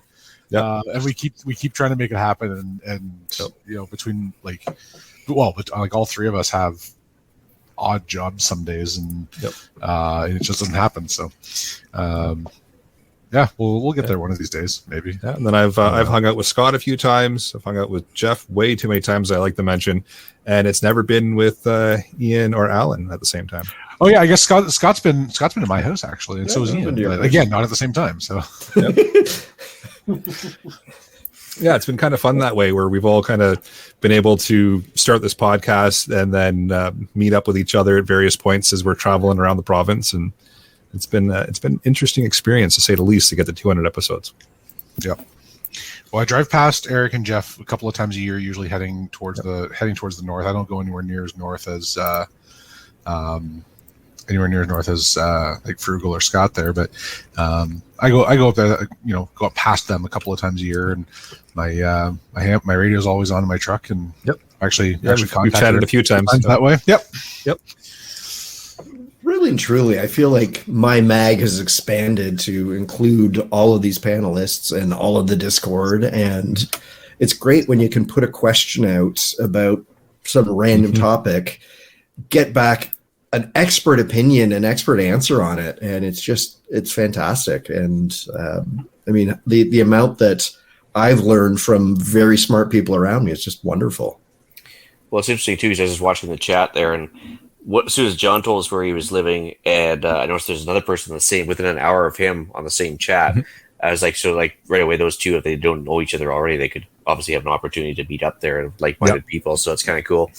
So it's been really good for that, like as far as expanding, like just even a contact network. So if you are out of town and you might have somebody on the extended group nearby, which could always help as a thing, right? So I have to echo that.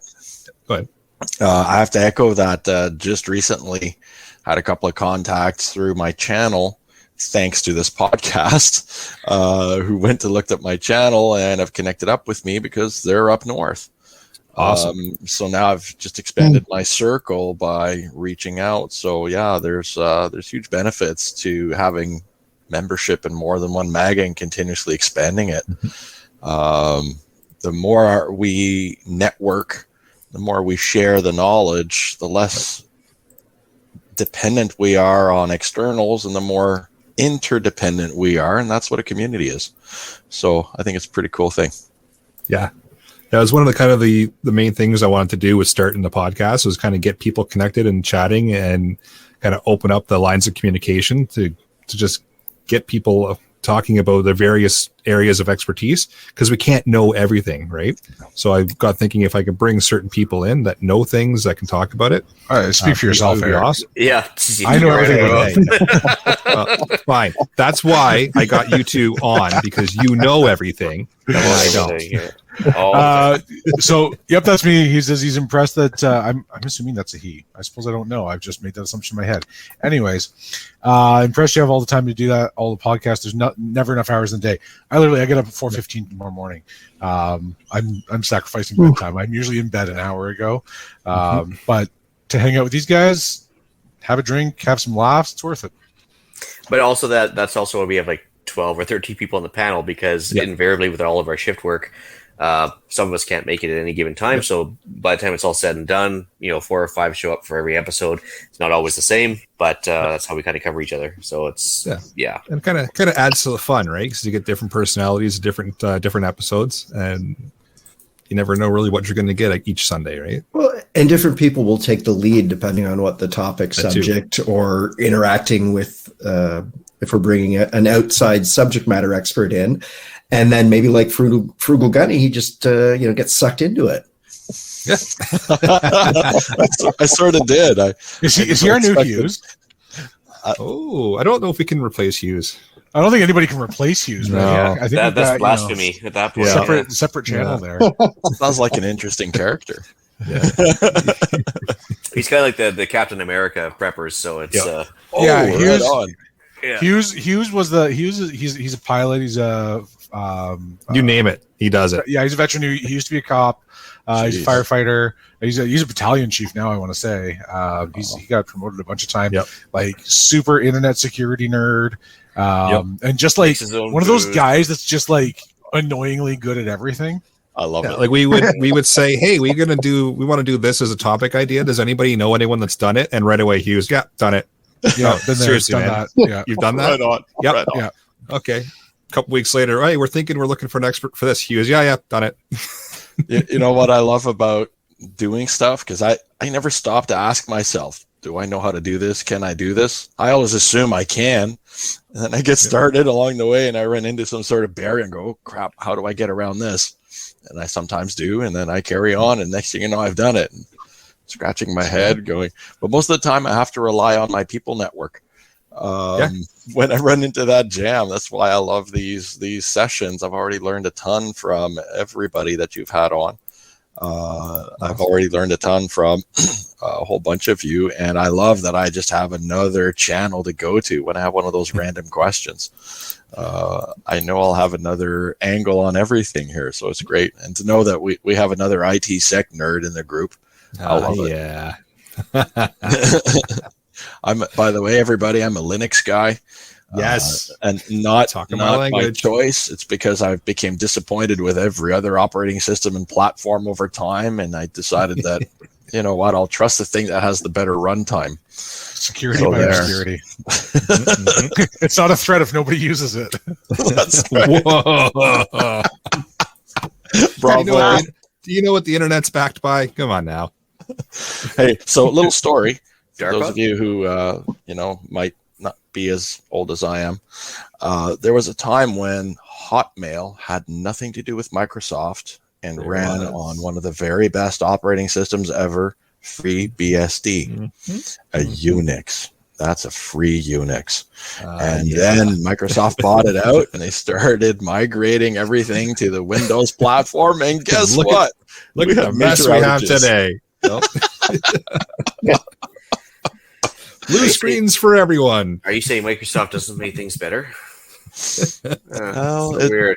It depends, you know. So They weird. keep repair techs employed. You know what? I never thought I would still get phone calls from folks who needed a hand with their PC.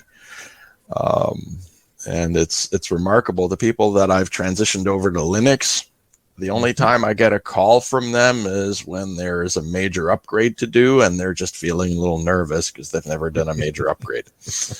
Otherwise, I don't get the phone call. If anything, it's what software do you use for this? And that's about it. So, yeah, if you're deeply disappointed in everything else you've tried, give Linux a ride. Try it out. RF star, right? That's right. Mark Koger says, get on Rumble, you guys. Great show. Rumble, actually, I'm kind of 100% behind. I like that. Weren't you banned from it, Ian? Yeah, you're banned from that, weren't you? No, actually, Rumble is really good. They're all about actual legit free speech. So it. I have until you get on it. Yeah, I'll open up a channel on there because one of my favorite other podcasters, the Salty Cracker, is on there, and I love him. So he's pretty awesome. Well, what I'm perturbed by with YouTube, because I've been told by many people I should get onto YouTube, so I figured I'd get onto it eventually, and I did. But just at the time that I'm getting onto it, there's all these restrictions on the kind of content you can put up, and that's just really bothering me. So I created a Rumble account right away, and I'm syndicating my YouTube content. But since we've got an audience here, I'm just going to shamelessly throw it out there. Is there an audience who would be willing to see gunny stuff? You know, like building a Precision 22 for playing around in competition, hand loading, reloading, customizing. Pretty sure like the answer is yes. Functionality, what you should be looking for, what I use, what I like.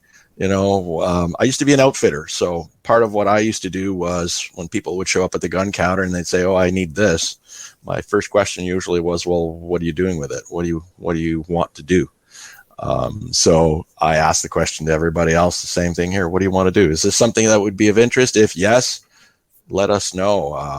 I'm pretty sure everybody here would love to do an episode on firearms as well, so I wouldn't mind participating in one of those as well. But the reason I talk about firearms a lot is that in Canada, the folks who live off the grid and have been self-reliant and independent for the longest time were those who lived out in the woods and lived off the land.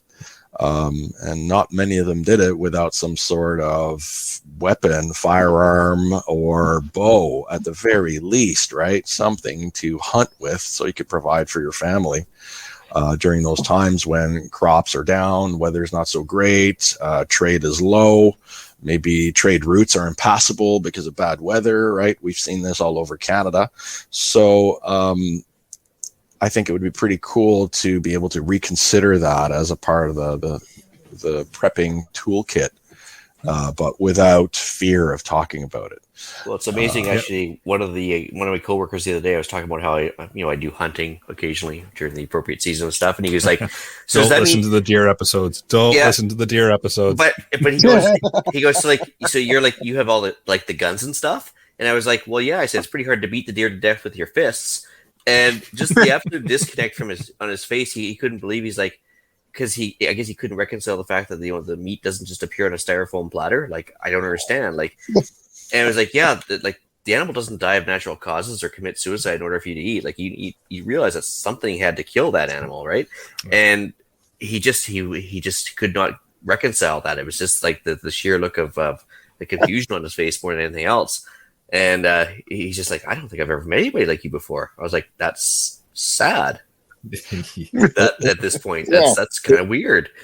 It's a good point, Ian, that the knowledge is great when you need it, but ideally you have the knowledge and the competence on hand prior to yourself needing it, right? So I just let Pierre into the live chat, which means I'm most likely going to have to hit the explicit button in about mash 2 it. seconds. Okay, now Pierre, take a break every 5 minutes. Let one of us get a comment in, please. Come on now. Go. There you go. Oh, he's taking his moment now. Okay. Maybe he's got to warm himself up a bit. We'll put you on mute here, Pierre. If you decide to come back, we'll take you back off. Oh, can you guys hear me now? Yeah. Yes. Yep. All right. Yeah. So I didn't come on for the whole show tonight due to being up at my honeymoon, but we've been sitting down, eating, listening, and I figured I'd come on and just say a few swear words. So you have to hit the explicit button, just in fucking case it hasn't been done already. Thank you, sir. That speaks to dedication. You're on your honeymoon and you've come out to participate in the show. That's dedication for you. Yes. That is dedication. I did let one slip already, but I don't even think Eric noticed. So I noticed, but I was waiting. I would wager money that Pierre is currently not wearing pants. He really shouldn't be. He's on his honeymoon. We don't require proof of this, Pierre. No, we don't. Please don't. Please. That's the line between explicit and banned. We'll gladly take your word for it, bud. Just The reason his camera is off. be mindful of the photos that show up on the group chat later. Got it. Roger that. I'll brace myself. Yeah, so I figured I'd come on towards the end of the show as well because of the giveaways and everything that since I'd be around for the announcement of what's going to happen. Gotcha. Cool. Well, on that note, should we? I think we'll I don't think we've got anybody else in the queue here looking to hop on. It's been it's been a lot of fun getting people hopping in and talking about how they got on the show and kind of some favorite moments and such. It's been fun getting to 200 episodes, and look what's happened. All kinds of people now listening and popping in, and all kinds of panelists and all kinds of topics to talk about. So yeah, it's been a fun ride, and I look forward to the next 200, assuming we get there. And we have a connection down south. We do. We've got a couple now. Yeah, That's fantastic. Yeah, Dave. If like 25 guys show up at your door one day, just accept it. We're coming to stay. Oh yeah. Yeah. Come We'll on pro- down. We'll bring maple syrup. Oh. We'll stop at Greg's first because I've got a free pass into the party. Yeah. Oh yeah. And, So we're doing maple syrup, hookers, and blow. It'll be a great combination. Yeah, it'll be a great party, and then we'll get down the Dave's way from there. So, Awesome. it's been a while since I've had some maple creamies. Well, we'll have to fix that. Yes. Awesome. Anybody have anything else they want to add before we move into the podcast challenge? I'll just say a quick thing that I'm very new to the podcast, but it's nice to see the support that everybody does and the interactions and the feedback from everybody. It does keep it going. We all get into those, droughts like we've had on an episode or two where it's just like you didn't want to do preps or anything. And I mean, we all do this for fun. We've all got busy lives, it's enjoyment and everything, but like getting people that come on and, a message here and there saying like, hey, you guys, I look forward to every Monday morning being able to download the podcast to listen to work and everything. It does keep this going a lot easier than just, not annoying Mel for an hour and a half because we're chatting. No, I 100% agree. It's a ton of fun just hopping on here every Sunday to chat with everybody that shows up panelist wise.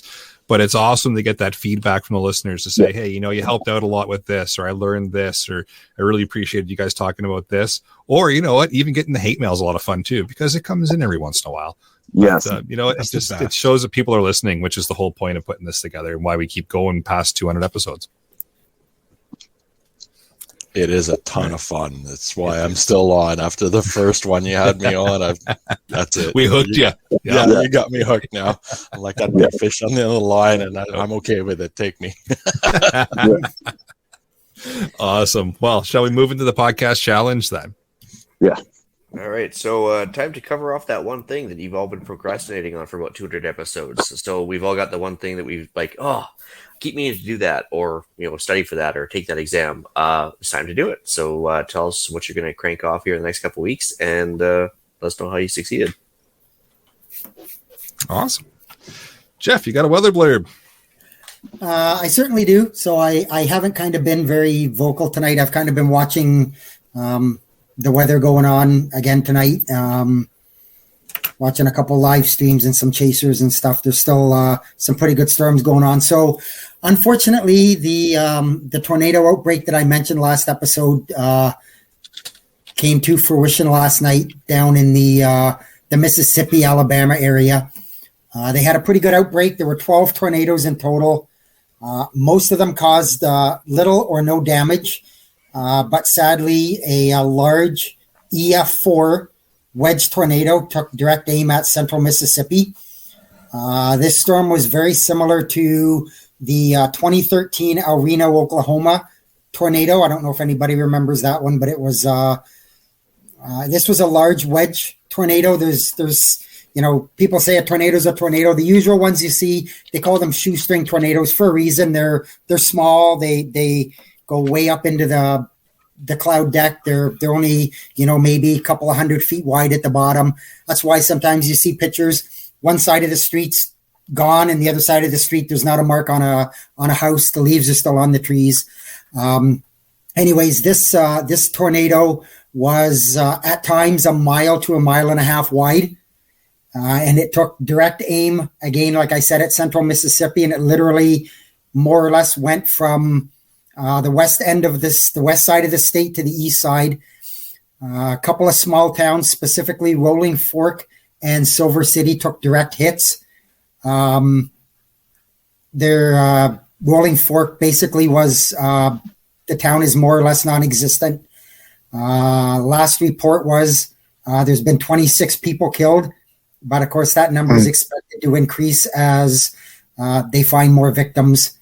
And it was just really bad. I was watching it on a live stream. One of the storm chasers was in the middle of it. He actually got injured by some flying debris, and it was really sad to see that 10 minutes earlier he'd been driving down the street where people were out walking their dogs and doing stuff and telling them a tornado's coming, you need to get out of here. And they're like, yeah, okay, whatever. And so, it just, the apathy is really bad. And, he kind of went on a bit of a rant, and I'm not going to go on a rant, but all I'm going to say is there's no excuse for getting caught in something specifically like that. Your typical weather radio, this guy was saying for $30, you could have saved your life. Is your life worth $30? Go out and get yourself a weather radio that's going to tell you when bad stuff's coming. Whoops, I lost my picture there. Sorry. So yeah, what I was watching tonight, there's another line of severe thunderstorms, tornado warnings, again, going through Mississippi. Right now, there's actually a couple of tornado warnings out for, believe it or not, South Carolina. There is the potential for another severe weather outbreak to occur later on this week. Again, it's going to target the South and the East. They're saying Arkansas, Missouri, maybe into Western Kentucky are in line for a pretty good batch of severe weather on Thursday, Friday. They're already talking about it, so it could be bad. Again, it's 5 days out. We don't know. If you just want to ask my honest opinion, I think this tornado season coming up is going to be one for the record books. I don't think it's going to be light. I think it's going to be busy. It's going to be bad.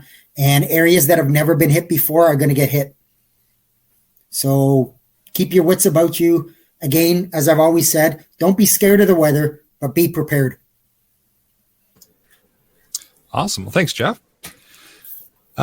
Deal of the week. So CPP t-shirts. I'm going to put them on sale for the next 2 weeks. Pierre is in the process of getting an order together for me, and he's going to make up some shirts. So doing pre-order for now. I'm going to do 10% off the shirts. So code CPP200 at prepperpodcast.ca. And check that out if you want to get a shirt. Now is the time. All right, let's move into some shout outs. Brad could not be here, but he wanted to shout out Eric. He started this podcast, and now look where it is, from one lonely guy sitting at a mic to a dozen or more idiots chatting on Sunday night. So, Eric, thank you for starting all of this. Oh, thanks for jumping in and making it what it is today. It went from one lonely guy to two to three to a whole panel. So it's been a fantastic ride. I want to take the opportunity to shout out the listeners. We get so much good information, suggestion, feedback, interaction. It really does make it a lot more fun and valuable and interesting and educational when people jump in. So kudos to the guys and gals that have come on tonight or other episodes or that have jumped into the chat. So we appreciate it. Absolutely do. It makes doing these shows that much more just fun, right? There's so much more information that comes and goes. Watching the live chat each week and everybody kind of chatting amongst each other while we're talking and making plans and helping each other out. It's just awesome to watch. All right. Do we want to do email or push it across to the next episode? No, we're getting late. I'll do one of the two. Maybe the second one we can leave till next week. And that then, works. Take it from there. So we actually have an email from our Prime Minister, which is fantastic. I'm glad we're getting his attention. He said episode 200 and we're made the big time. Yeah. So from JT himself, it says, "Dear sirs, madams, zimzers, people kind, and other fairy tale creatures, it has come to our attention that your listeners and most shocking of all your panelists did not participate in the Canadian Patriot Podcast New Year 9-week Ruck Challenge. Much to the dismay of concerned Liberal Party donors," he's intentionally misspelling some stuff, it seems, just to throw me off, "there are still some weeks to prepare your minds and bodies too. Winter is ending and there is no more huge, only labor." I don't know what the Finnish word for huge is or whatever, but "the great and terrible Finns are offering you not one but two chances at redemption at no fiscal risk to you."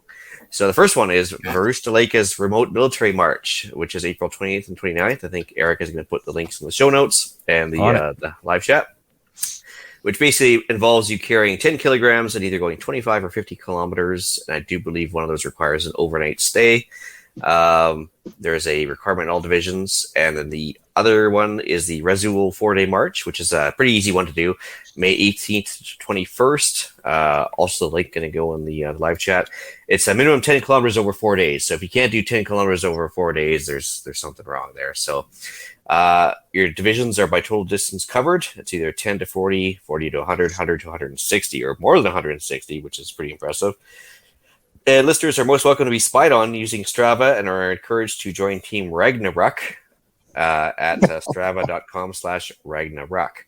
Anyways, the number one rucking team in Canada. And it is true. First of all, yes, Strava does spy on you, which OPSEC is horrible. It does. But yeah, I have an episode for you. Yeah, it's a handy app, though. Anyways, the number one rucking team in Canada, that is also true in the fact that they actually destroyed even the Canadian military team, I believe, most years with the Reso 4-day march. So if you join Team Ragnarok, you can join the winning team. And that is a challenge to all listeners and all panelists to get on there and start rucking. So, and he signs it off, Spoochy Boochies from JT. And actually, interesting enough, that is also how he addressed the letter he sent to all of us, too. So this is true. Yeah, thanks, JT. Yeah. Anyways, we'll get back to the next email next week. We're running long, but yeah. Yeah, we do have 2 other emails in the queue here, and we'll copy them over for episode 201. Yeah, for sure. All right. Well, with that, I'll bring episode number 200 of the Canadian Prepper Podcast to an end. You can find the podcast still on iTunes, Podbean, Spotify, or, of course, your favorite podcast app.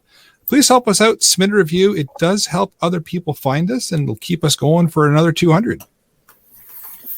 And we do record these shows live on Facebook and YouTube. If you want an early peek at the shows, please subscribe to the YouTube channel, Canadian Prepper Podcast, and click the notifications tab.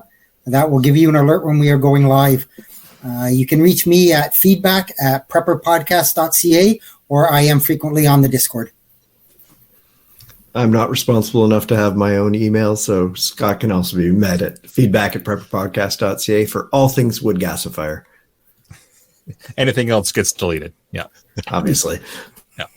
Gunny, where can you find you? And I'm the Frugal Gunny. You can find me on the Facebook. You can find me on Instagram. And, of course, on my YouTube channel where I post all my content. And soon, posting on Rumble. Awesome. That'd be really cool to actually still have Discord and YouTube, and that'd be so cool. Anyway, Facebook. I can't remember the last time I was on Facebook. That's so amazing. Anyways, you can reach Ian directly by emailing me at theislandretreat@gmail.com. Gmail still works for now. You can also find me on Canadian Patriot Podcast with Pierre and others on iTunes and YouTube. We record Monday evenings at 9 p.m. Eastern. I'm also on the Gilded app for the OG CPP. Email if you want an invite. You can find us discussing why government waste in society has me hiding when possible. All right. Now check out Rapid Survival at rapidsurvival.com. You can get me there on the live chat. You can also email me at feedback@prepperpodcast.ca. So thanks for joining us this evening for episode number 200. Until next time, be prepared, stay safe, and keep learning.